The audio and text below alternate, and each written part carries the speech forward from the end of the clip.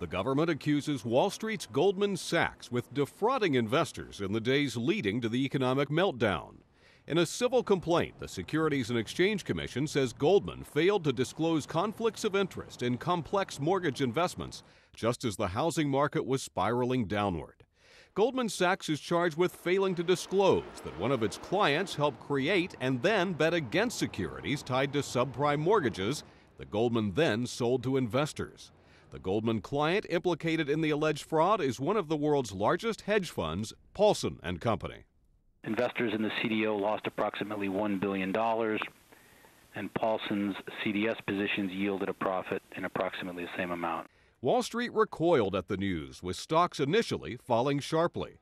Veteran Wall Street hand, Art Hogan, says the problem is trying to figure out how much wrongdoing really took place. Well, it's hard to say. You know, it's interesting and it's impossible to know what the SEC has in terms of other cases. This is the first one that this division of the SEC has put together. So, you know, obviously there's going to be some fear that there might be a backlog of other cases that are out there, and we won't know that until we do.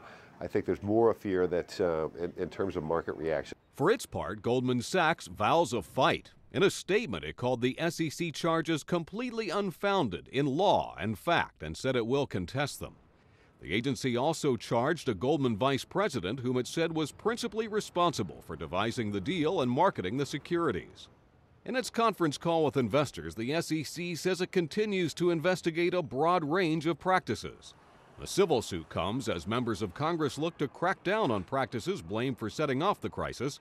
That includes toughening rules for complex investments like those involved in the alleged Goldman fraud.